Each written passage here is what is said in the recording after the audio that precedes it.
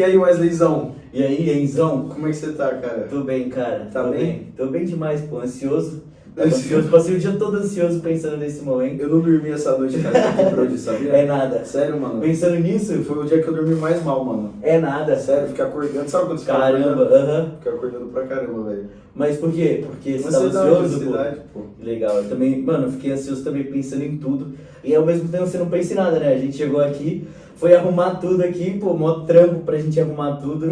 Tipo, passamos uma hora aqui girando tudo, as coisas, decorando tudo. Mas espero que dê certo, né? Nosso primeiro piloto aí. Eu espero que a gente consiga desenrolar tranquilo, né, pô? A gente gosta de conversar, vai trabalhar de muito, boquê, né? né? A gente fala muito, né? A gente passa a noite falando, pô. Pô, tá maluco. Não, minhas melhores conversas, inclusive. Ô. As melhores conversas a gente teve às 4 da manhã. É, porque é verdade, mano. Mas é legal. Bora se apresentar pro pessoal aí um pouquinho. Você da gente começa ou eu começo? contando. Começa você. Cara, você. Conta da tudo. onde você veio, como que você chegou até aqui, como que você chegou aqui nesse momento onde a gente Cara, tá. eu acordei... Não, Mas não precisa ser tudo, a gente desenvolve tudo depois. Mas... Cara, não, tenho 23 anos, né, vou fazer 24 anos agora, mês que vem. E, pô, eu cresci em Suzano, uma cidade meio afastada aqui de São Paulo.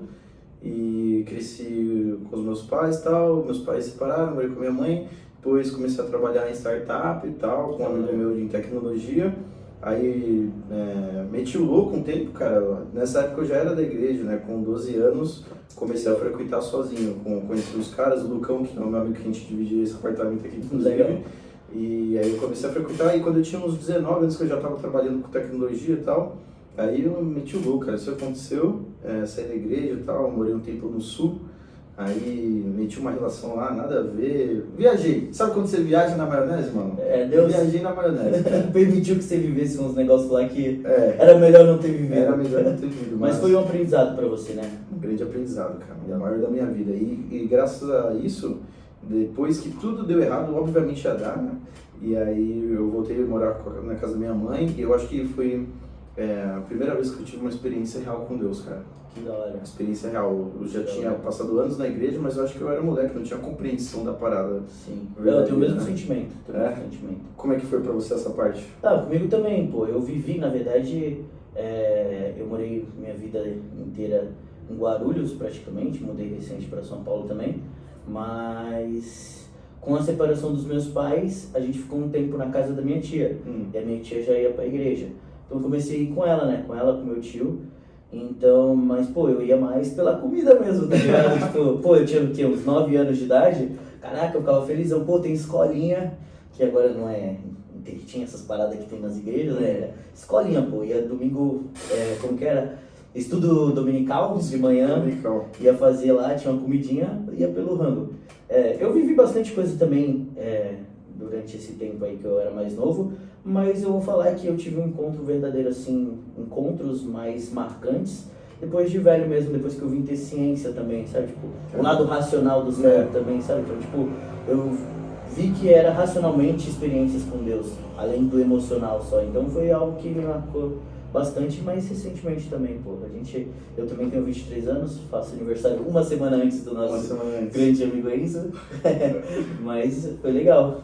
E aí, você chegou agora na igreja, né? Isso, cara, mano, acho que tem mais de um ano já que eu tô Faz lá. uns 2 anos, Uns 2 anos, não, 1 ano e meio. 1 ano e meio, é que a gente demorou pra ficar amigo, né, você? Eu acho que agora a gente tá gravando isso em abril.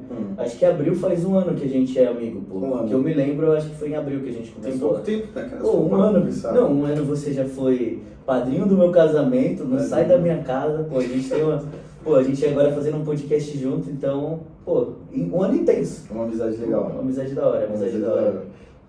Não, mas foi isso, cara. Aí eu cresci, faz um tempo agora que tô na igreja, de novo, né, cara? E aí depois dessa experiência real, mano. Eu acho engraçado esse tema de experiência, interessante, na verdade, experiências reais. Foi assunto, recentemente, um colega nosso lá da sala abordou, cara, será que você precisa passar por um perrengue muito grande para ter uma experiência real com Deus? Porque comigo foi assim. Eu literalmente, cara, perdi tudo assim que eu tinha construído mesmo com pouca idade. cara, tudo, assim, eu fiquei endividado, moralmente eu era absolutamente falido, traía a confiança de pessoas, da minha própria mãe, tava totalmente, eu não tinha mais a quem recorrer, literalmente, na minha vida, cara, eu não sabia o que eu ia fazer com 20, 21 anos de vida, eu não sabia mais o que eu ia fazer, cara, não tinha nenhuma faculdade, nada em mente, cara. Sim. E aí foi aí que eu tive uma experiência real com Deus, assim, quando eu tava no fundo do poço da minha realidade. Ali. Caramba, isso é um questionamento muito válido, porque assim, eu tive comigo um questionamento com Deus, do tipo, na minha adolescência ali, eu nunca me afastei tanto, teve período que eu estava mais afastado, mas eu sempre fui para a igreja, mesmo por obrigação. Então, tipo, eu sempre tive um temor, assim, à palavra, né? E aí eu me questionava muito, até começar a viver algumas experiências, mas antes de viver isso eu ficava questionando, ficava pensando, cara, por que a pessoa que tá na merda lá, tá fazendo tudo de qualquer jeito, tá tendo experiências com Deus e, tipo, eu nunca tive, então, tipo, até meus 20 e poucos anos agora, eu nunca tive uma experiência palpável, assim, com Deus. Então, tipo, eu me questionava, tipo assim, será que eu vou ter que sair e fazer tudo errado pra realizar? E na verdade não, né? Eu acho que a resposta para isso aí é que Deus age de maneira individual com cada indivíduo, né? Então, às vezes, algumas pessoas precisam realmente passar por algumas situações e, eu acredito muito naquela frase que fala que, tem coisas que são mandadas, enviadas por Deus e tem coisas que Deus dá permissão para que aconteçam. Sim. Então, tem coisas que Deus realmente permita que a gente passe para o nosso aprendizado, para o nosso crescimento. E por outra maneira, também eu sempre fui um moleque que sempre ficou muito, atento nas pessoas mais velhas, que eram exemplos para mim. Então, eu sempre procurei fazer mais o certo. Então, quando você vai ver, talvez eu não precisei passar por isso, porque eu tive já uma conduta um pouco diferente desde cedo, sabe? Nunca precisei me perder para me encontrar, mas também tive que me encontrar num caminho mais longo, assim. Então, eu acho que vai muito disso, né? De que Deus trabalha de alguma maneira específica, né? De indivíduo para indivíduo. Total, é engraçado porque a gente tem um amigo comum também que relata que ele pensou isso também, ele passou por isso e ele chegou a, sair da igreja e tal, viver uma vida nada a ver por conta disso, porque ele achava que isso o traria uma experiência depois quando ele voltasse à igreja. Isso é maluco, né, cara? Isso é muito louco, e aí você vê, então, Deus trabalha de maneira específica com cada um, né? E assim, a gente fala, né, essa experiência pode ter sido uma experiência doída para você, né, algo que talvez tenha te deixado com alguns, deve ter gerado alguns traumas no seu coração que você vem tratando com Deus, mas é uma parada que te formou hoje, né, o homem que você é hoje tem muito a ver com as experiências que você viveu, né. Então, por mais que seja algo ruim, como você costuma dizer, algo ruim que Deus transforma em algo bom, né? Então, Deus age dessa maneira, né, cara? Deus age dessa maneira. Até nas paradas difíceis, nas paradas complicadas, ele tem misericórdia, né? Acho que isso é uma das maiores provas de amor, assim, quando a gente fala do amor de Deus, né? A misericórdia dele se estende nas nossas vidas, a gente totalmente na merda ou não, né? Ele tá lá. É isso, cara. Ele mesmo tem o lance da graça em comum, né? Todo mundo usufrui da graça. Eu lembro que eu estava vendo esses tempos agora, uma pregação a respeito do que, na verdade não, foi um tema que eu tratei com o Alan, né, o meu discipulador discipulado, e ele estava falando, né, sobre a questão de que, será que a gente vai, no momento ali do juízo final tal, será que as pessoas que não se deram conta antes da existência de Cristo, dele ser o Salvador, elas vão ficar indignadas? E aí eu pensava isso, né? Eu achava que, a galera ia ficar maluca, não, deixa eu aceitar agora, eu me arrependo e tal. Mas ele me deu uma visão que eu acho que hoje eu acredito mais nisso, de que não. Porque a gente tem o lance da graça comum, acho que nesse momento, o que a Bíblia descreve é que todo joelho se dobrará. Então haverá uma compreensão da graça comum, então, Deus permitiu que eu existisse, Deus permitiu que eu respirasse, Deus permitiu que eu tivesse boas experiências na minha vida, Deus permitiu que eu usufruísse alegrias, permitiu várias coisas. Então a graça em comum, a existência da maneira que ele existe, a complexidade existencial da natureza, do próprio ser humano, isso é graça em comum. Sim. Então essas pessoas, não, elas vão ter um entendimento pleno de que, elas usufruíram a vida inteira da graça comum, de uma coisa dada de graça por Deus, e ainda assim se recusaram a crer. Então não vai haver, não sei como a gente entrou nesse assunto agora, mas não vai ter essa parte de, uma pessoa vai ficar sem entender, não, ela vai entender plenamente também. Isso é maluco, né, mano? É uma parada que é difícil, às vezes não é compreendível a nós mesmos, né? A gente tenta entender assim, mas tem coisa que vai muito além da nossa capacidade humana, né? Tanto que Jesus falava em parábola, justamente para tentar facilitar pra gente, Sim. porque se ele fosse falar tudo que o reino tem, tudo sobre o reino, o reinado de Deus, seria uma parada muito a mais para nós, né? Então a gente tem buscado aprender o que é palpável, o que está visível ali pra gente e aplicar em conduta, né, mano? Acho que a sua experiência, a minha experiência e o que você acabou de falar sobre a Gatos Comum, elas nos dá a oportunidade, na verdade, na prática, de viver uma vida conforme Deus manda, né? Então, tipo, seguir, e não é só seguir os mandamentos, não mata, não faz isso, porque até isso é uma parada que gera um senso comum, né? O pessoal fala, não, tipo, pô, Deus não existe, mas, mano, da onde que surgiu o senso de, pô, não é legal matar, não é legal roubar? É a tipo, base da moralidade essencial, é a Bíblia. Exatamente. Então, eu acho que o nosso papel ali, principal aí, é buscar essa vida, né, na prática, né, no dia a dia. Cara, essa é a parte mais difícil.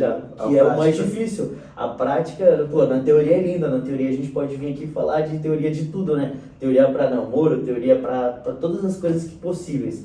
Mas na prática, o mais difícil é a gente conseguir viver, né? Colocar em prática, realmente. Quer ver um exemplo, cara? O meu discipulando, a gente estava conversando, eu estava falando sobre isso, né? Sobre a postura. Eu estava descrevendo para ele o que seria, quando a gente fala em discipulado, né? Primeiro a gente é discipulado por Cristo e entre nós, a gente, ao imitar Cristo, a gente inspira outras pessoas a imitarem Cristo. Então não é por nós mesmos, mas é por imitar a Cristo.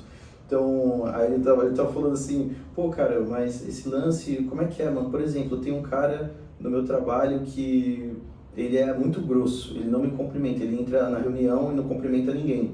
Eu tenho que cumprimentar esse cara. Eu falei, cara, você tem que ser cordial com ele, mano, você tem que cumprimentar ele, não importa como ele tá junto com você. Isso é carregar a sua cruz, pô. Isso, não importa se você vai ser como, mano, por que você cumprimenta o cara, você não se cumprimenta? Mano, isso é carregar a sua cruz, cara. Pois e a gente vê isso no exemplo de Jesus mesmo, né? Em quantos momentos ele não foi confrontado, não foi, tipo, pelos fariseus, confrontavam ele a todo momento, pô. Os caras, mano, faziam de tudo pra tentar derrubá-lo. E você não vê um Jesus irado, né? Por mais que nós sabemos que também há a ira de Deus, mas você não vê um Jesus irado ali com aqueles homens. Pelo contrário, pô, o pessoal até se espanta, tipo, pô, como assim, Deus? Como assim o Senhor nos ensina a dar outra face quando alguém nos ofende, sabe? Cara. Tipo, então, essa é... Mano, é o lance da sabedoria dos homens ser loucura pra Deus e vice-versa. A sabedoria de Deus parece loucura pros homens, pô. É o inverso, sempre vai ser o inverso. Se a postura que se espera normalmente quando uma pessoa é grossa com você, que você deu o troco na mesma moeda, não é essa postura que Deus vai esperar de você. Não é esse exemplo que Cristo deixou pra gente. Tá? Até acho que uma reflexão pra gente, né? Pô, vou agir ao contrário, porque às vezes do jeito que eu tô agindo, provavelmente, naturalmente, pô, pela nossa natureza pecaminosa, é melhor que a gente faça o contrário, porque talvez, provavelmente, tem mais chance de agradar a Deus. Mas é os desafios, né, que a gente encontra. E nessa questão do discipulado é muito legal, porque eu acho que se aplica aí também a questão da vida em comunidade, da igreja, né, a importância de ir para a igreja, né, tipo, no mundo contemporâneo que a gente vive hoje, muitas pessoas falam, tipo, pô, eu sou a igreja. Nós realmente somos a igreja, mas elas colocam isso num contexto a qual a gente não precisa se relacionar com os outros membros dessa igreja, né? E pelo contrário, pô, a Bíblia mesmo fala, em uma das cartas de Paulo, ele fala que se você está junto com os santos, você se parece mais com o santo.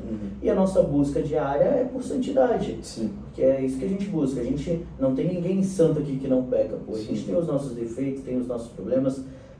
Por muitas vezes nós pecamos, desagradamos a vontade de Deus, mas a parada é que a gente tenta buscar essa santidade, né? Sim. Então, e é realmente isso, a gente tentar buscar ela a qualquer preço. E aí, por muito, as pessoas falam, pô, eu não preciso ir para a igreja. Eu acho totalmente errado essa frase, né? Tipo, a gente precisa estar na igreja. Sim, e você sabe que eu acho que eu só entendi, de fato, o valor da vida em comunidade nesse último período, agora que a gente está na mesma igreja, cara, eu entrei. Antes eu não entendia, apesar de ter passado assim, eu não conseguia entender os argumentos que consolidam a vida em comunidade. Hoje, mano, é muito claro para mim que, por exemplo, a gente consegue aprender. Tem uma frase que também o meu discipulador falou para mim, que a gente não consegue aprender sobre Deus, tudo que há para se aprender sobre Deus sozinho. tá ligado? Não tem como, é impossível. Cada um vai ter uma experiência com Deus particular, tá ligado? Então, quando a gente vive em comunidade, a gente consegue compartilhar essas experiências com Deus, cara. Esses aprendizados. E da mesma maneira, é válido também para os erros, cara. A gente aprende muito na igreja com os erros dos outros, cara. Oportunidades que você tem de agir como Cristo agiria para com a vida do outro, cara. Totalmente, sabe? Em vez de você chegar e julgar, você chegar e excluir, são oportunidades. Eu aprendi muito, cara. Oportunidades de você enxergar aquela pessoa como você deveria enxergar a si mesmo, como um pecador. Exatamente. Eu acho que é exatamente isso. O que você falou agora implica muito nisso, né? Porque às vezes a gente, e por muito, acho que é até uma visão infeliz que as pessoas que estão fora da igreja têm da gente, é que a gente é o santo, você é o pecador, vai pro inferno. E que se criou essa imagem por conta de muitas pessoas que realmente acreditam nisso, né? Mas, na verdade, a gente tem que olhar pra gente, olhar pro nosso tamanho como pecadores também, Eu estou na mesma condição do que um cara que tá lá fora pecando, tá roubando, tá matando. Mesma condição. A parada é que, eu tô buscando e aquela pessoa também, se ela quiser buscar, se Deus tiver um encontro com ele, ele tá debaixo da mesma graça comum, né? Sim. Que a gente falou há pouco. Então, sim. Acho que, mano, isso é maluquice, né? Não é maluquice, isso é uma maluquice, essas nossas conversas. Isso que você falou, mano, do julgamento, da visão que as pessoas têm de crente, de ser uma pessoa que se acha melhor do que as outras, talvez também seja é como se fosse, cara, algum livro que eu li recentemente fala sobre isso, né? Eu acho que é uma das disciplinas espirituais que a gente está seguindo no caminho discipulado lá da igreja. É como se a gente estivesse andando num cume de areia, né? Que ele tem, então, ele é assim, a areia desliza para os dois lados, e a gente está andando reto nele, né? Então a gente pode cair para os dois lados. E um lado seria essa parte de, cara, então, já que Deus me perdoa, então eu vou fazer o que eu quero, né? Isso de você ser frouxo, nesse sentido de ter não buscar a santidade, né? Não buscar a santidade, ter um senso de temor a Deus frouxo, fraco. E o outro seria o legalismo, que daí entra justamente nisso. Eu me acho melhor porque eu conheço mais, porque eu sei sobre Deus, porque eu tive experiência, então logo eu sou melhor do que os outros. E isso, mano, é uma linha eterna de caminhar, né, cara? Isso contradiz totalmente, esse lado do se achar melhor contradiz totalmente o que Jesus veio mostrar pra gente, né, mano? Ele se fez servo, ele morreu pelos lavou os pés dos discípulos. Lavou os pés dos discípulos. Então, se você vê que, por mais que, é Deus, Deus é o Deus homem, né, o Deus filho, ele ainda assim foi humilde para ser servo. Então, sim, é totalmente contraditório, uma pessoa que pregar esse Deus e não viver ele desse jeito, né? Sim. E pelo outro lado também tem esse lado do, já que eu já sou perdoado de qualquer jeito, então eu vou fazer tudo que Deus vai me perdoar depois. E eu tive um conflito disso quando eu cheguei nessa igreja, porque a nossa igreja tem bastante gente que entra naqueles conflitos de calvinista, arminiano, né? E Calvino fala, né, da predestinação. E eu ficava, não entrava na minha mente essa questão, né, de que a gente tinha sido salvo e eu não preciso fazer mais nada. Porque eu pensava assim, como assim? Eu sou salvo, então tá bom, eu vou fazer o que eu quero e eu volto e faço isso. Mas na verdade não, o que determina o que eu faço é justamente a minha salvação. Então, por saber que eu fui salvo, que Jesus me redimiu, os meus atos têm que ser parecidos com deles. Não é que eu ajo como a Bíblia me ensina porque eu quero ser salvo. Sim. Não, Jesus já me salvou. E aí muda a minha atitude. Eu mudei de atitude, exatamente. Então, sim, é um pensamento que leva para uns diálogos legais, assim. Tipo, dentro da igreja tem bastante discussão sobre isso ainda, né? Calvinismo, arminianismo, tudo isso.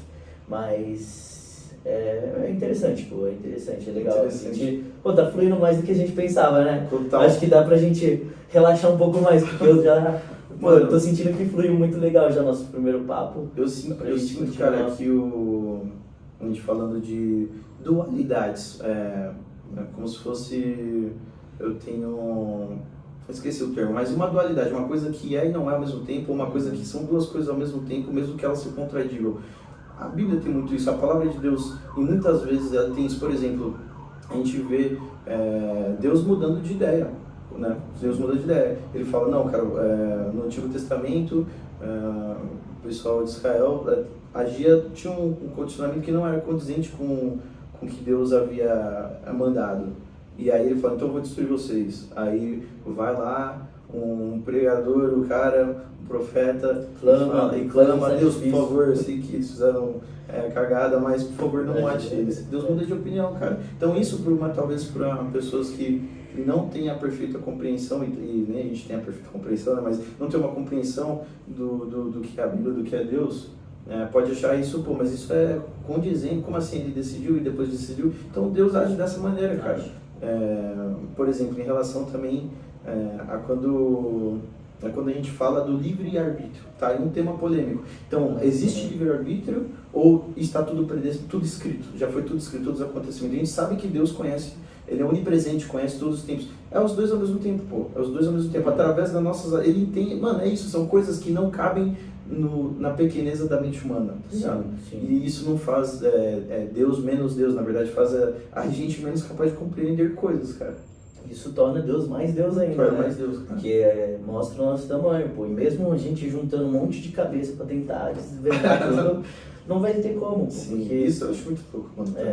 Porque a gente tem várias linhas de pensamento, né? Várias terminologias, quando Cristo não pregou terminologias e linhas de pensamento. Religião mesmo, né? A gente tem várias religiões baseadas na Torá, né? Por exemplo. Não é maluco, cara? Isso é...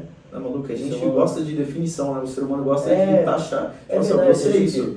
Eu sou aquilo. Não, mas você é aquilo outro. Política, pô, tá aí pra isso. Né? Eu acho que é exatamente isso, né? Eu acho que é algo do ser humano, né? Do ser humano. Talvez, não sei, pô, eu acho que envolve muito também, uma questão também, eu participava até pouco tempo do Ministério de Pré-Adolescentes e a gente tinha como principal ideia, assim, do que fazer, era a questão do pertencimento. Então a gente trabalhava com eles muito pertencimento. Total. Ele se sentir pertencido a algo para que ele não procure fora da igreja esse lugar para se pertencer. Talvez volte para isso, né? Pô, as pessoas precisam pertencer a alguma coisa. A pessoa tem esse anseio de, pô, eu sou parte disso, pô, eu sou corintiano, eu sou isso. Então eu compro essa guerra. Então, tipo, acho que isso daí, em modos gerais, causou tantas... Eu também acho. O ser humano, ele precisa, é um anseio do ser humano pertencer a grupos. Tem uma frase que eu não vou lembrar do autor, mas que diz que nenhum homem é uma ilha, nenhum homem é isolado. Os seres humanos são seres relacionais, tá ligado?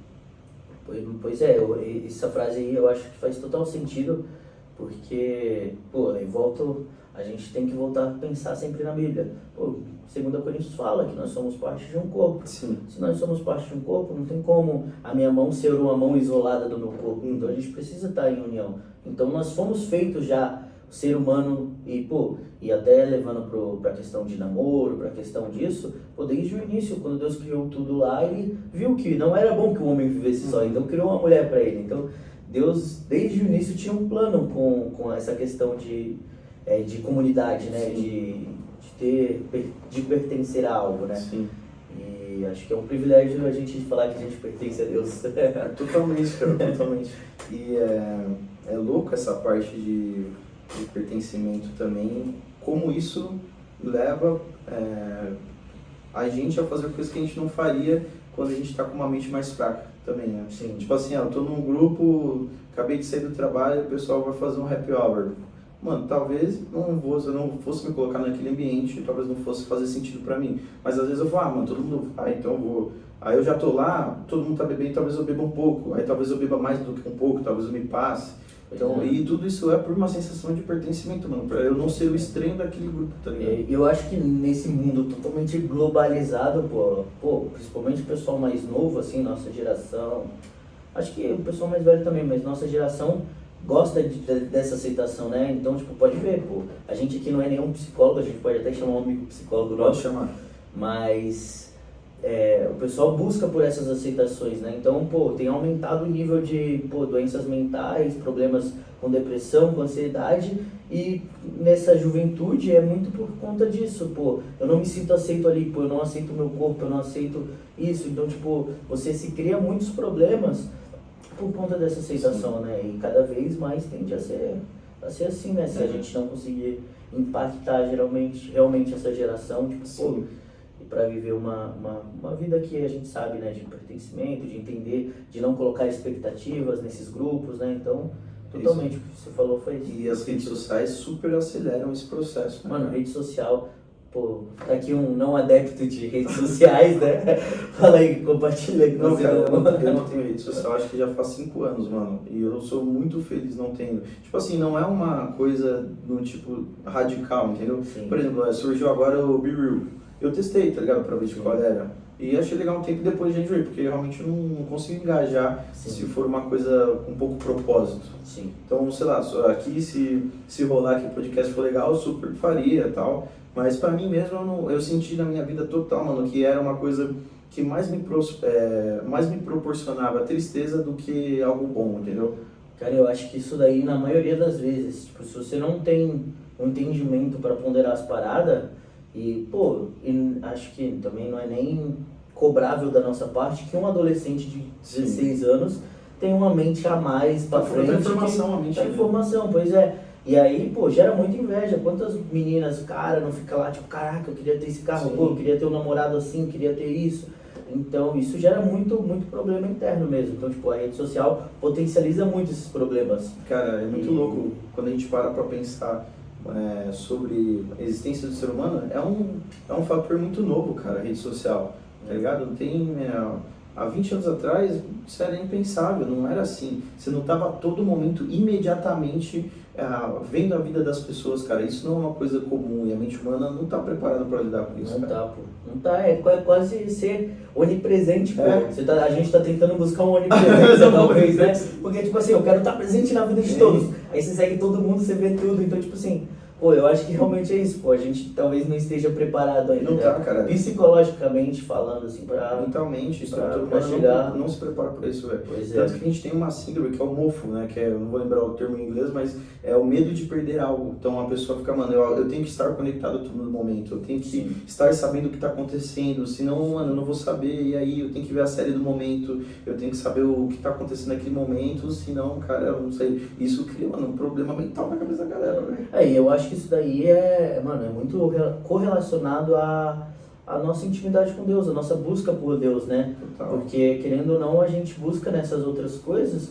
uma satisfação que a gente só encontraria em Deus, querendo ou não, né? Então, a gente busca essa aceitação em grupo, por quê? Porque a gente talvez não se sinta aceito por Deus, não tenha entendido que Deus já, deu seu Filho unigênito para que a gente pudesse ter vida, sabe? Para que a gente pudesse estar aqui. Então, mano, eu acho que vai muito por esse lado, sabe? Então, acho que é uma questão, eu penso aqui também numa questão de, o quanto de problema que as pessoas já não tiveram em aceitação de grupo, tá? Sabe? Eu tô num grupo aqui, o meu grupo, me deu uma excluída. Acaba a vida da pessoa porque você meio que saiu de um grupo de amigos. O coração da pessoa tava num grupo. Tava num grupo, e aí é o maior problema, talvez, o nosso coração.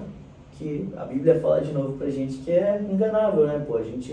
Se a gente não cuidar, a gente totalmente tem um coração... Outro exemplo também de grupos de amizade, cara, a gente pode falar de namoro também. Namoro, mano, não é ainda um compromisso para a vida inteira, tá ligado? Sim. Tem pessoas que saem de namoro totalmente destruídas, cara. Por quê? Verdade. O coração tava demais, a intimidade ultrapassou a fidelidade ali do que seria um propósito para a vida toda e tudo mais. Sim. A pessoa sai destruída, pô. Que é o entendimento também do que é o casamento, né? Sim. Então, as pessoas entram em namoros prematuros, né? Sim. Como a gente tinha falado já essa semana, a gente estava falando sobre esse assunto. As pessoas acabam entrando nesses namoros prematuros porque não sabem realmente o porquê tá namorando, para que você quer casar, o objetivo, o fim, né? O pessoal pensa a que serve no prazer ali, e muitas vezes as pessoas entram em namoro por ver outras pessoas namorando, né? Pela carência, caraca, eu tô na rede social, Jade Picon namorando, Léo Picon namorando, todo mundo que é famoso que a pessoa segue, Neymar namorando, tá todo mundo namorando, a pessoa... E querendo ou não, você consumir esse tipo de conteúdo, o que vai gerar no seu coração é uma vontade de namorar, não tem como.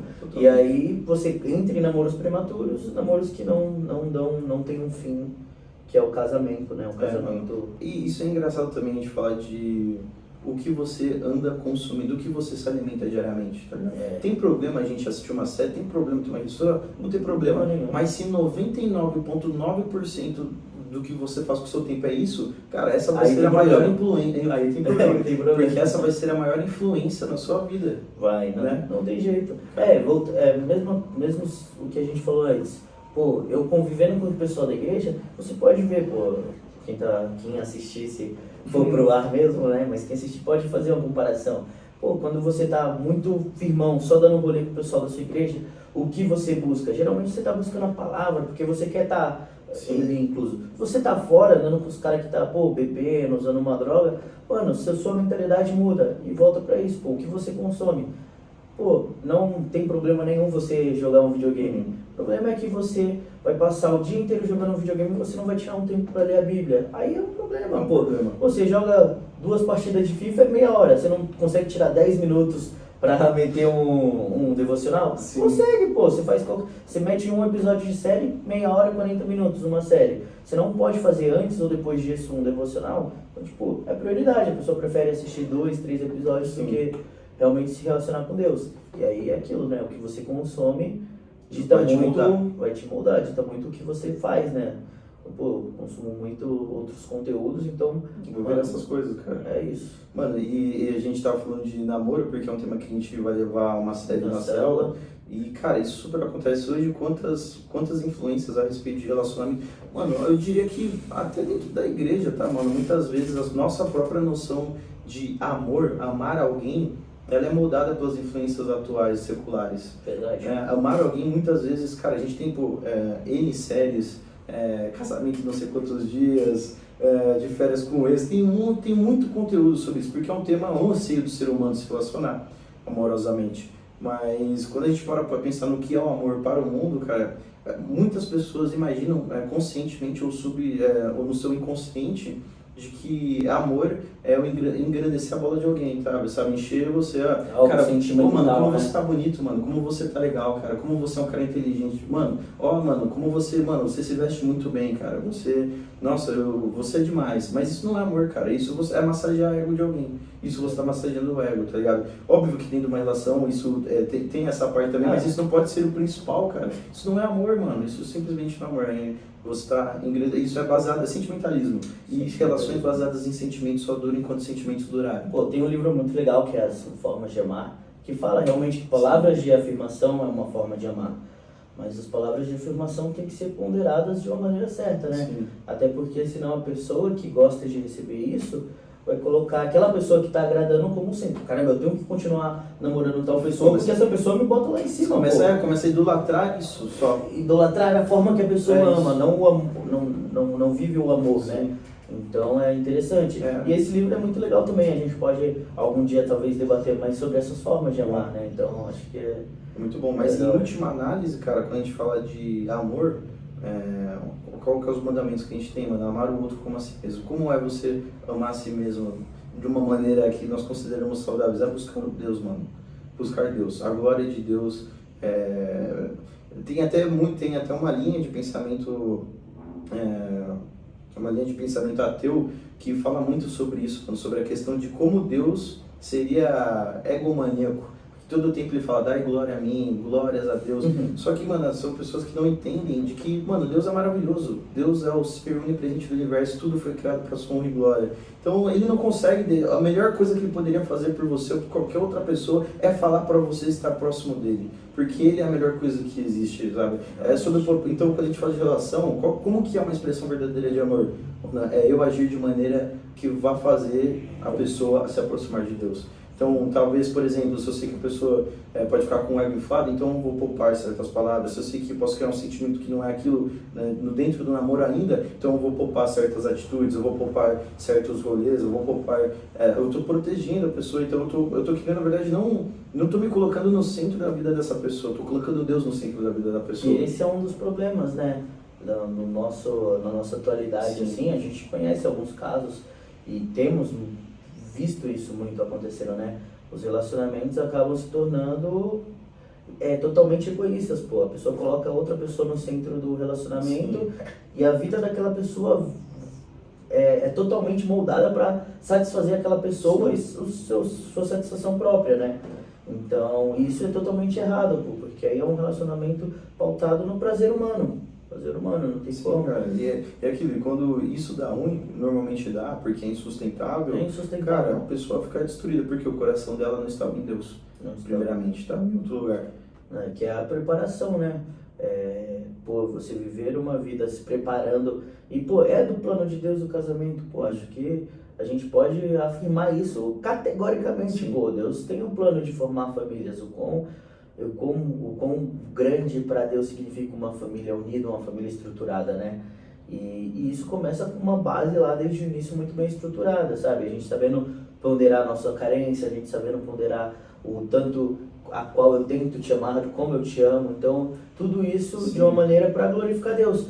E a gente fala assim, a gente pode falar por conosco, né? A gente pode falar por todo mundo, mas pra gente, então, tipo assim, o meu maior desafio agora casado é fazer... Casado, você não falou. Casado, é verdade. Casado, quantos meses você tá casado? 4 meses, pô. Fizemos 4 meses em abril, agora é dia 4. Caramba. 3? Já fala 4. Ih, errar, é complicado o primeiro. Corta isso. Mas é o maior desafio, a gente já teve essa conversa também.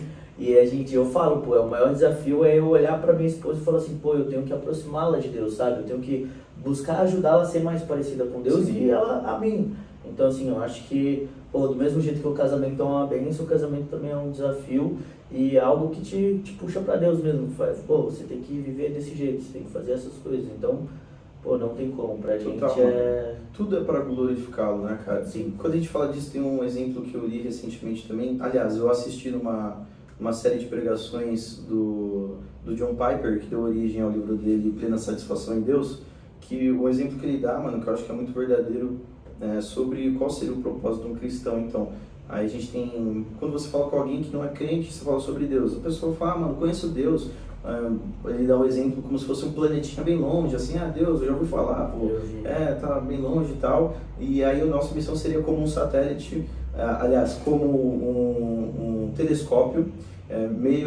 mesmo que meio capenga, meio velho, com a lente um pouco embaçada, ampliar aquilo, tá ligado? Trazer aquilo uma forma material. Isso não é porque Deus precisa de nós, mas é porque Ele escolheu agir dessa maneira. Então, a missão, mano, isso é glorificar, magnificar o nome de Deus, cara. Você viver a sua vida de maneira, mesmo que meio suja ainda, a gente sabe que a gente falha pra caramba, tentar aproximar um pouco mais as pessoas através da nossa vida, ser luz e sal, né, mano, pra essa terra. Isso é difícil, velho. Isso eu falo assim, eu digo essas palavras com muito temor, mano, porque eu sei o quanto eu sou pecador nesse ponto, cara. Sim. Quando a gente tá no trabalho, quando alguém te sacaneia no trampo e você, mano, a sua reação automática é, mano, vou lascar esse cara também. Mas aí, pô, a gente volta enquanto a gente deu um exemplo que pra mim pega bastante, mas, mano, a gente não é perfeito, nunca vai ser, né, cara? Sim, é isso. E é a nossa busca diária, né? A gente tentar buscar essa santidade, que é o que a gente falou desde o começo da nossa conversa aqui, que é a solução, né? A solução das nossas vidas é buscar a Deus, porque em Deus nós conseguimos ser mais parecidos com Ele, né? Buscamos a nossa santidade. Então, é um desafio pra gente, pô, é um desafio muito grande, é um desafio muito legal. E acho que, pô, o podcast aqui, se você quiser olhar ali, rendeu legal, acho que pô, a gente espera impactar também através do nosso podcast aí, né? Então, pô, isso daqui também foi o que a gente falou desde o início. A gente não tá pensando em nada, pô, financeiramente, pensando em nada. É um projeto realmente para engrandecer o nome de Deus, pô, é algo que a gente quer aqui. Também não tem nenhum teólogo formado aqui, então saiba que a gente é humano, a gente pode errar, a gente tá, e com certeza vai, a gente tem buscado aprender com os nossos erros, né? Então, talvez a gente traga uns caras que manjam mais do que a gente. Se der certo, continuar dando tão certo assim. Eu gostei muito de fazer aqui hoje, foi muito legal. Espero que desse aperto de mão aí a gente consiga fluir mais esse podcast aí, galera. Valeu, galera. Valeu, é isso. E se for isso mesmo, segue nós lá que vai dar. A gente coloca aí.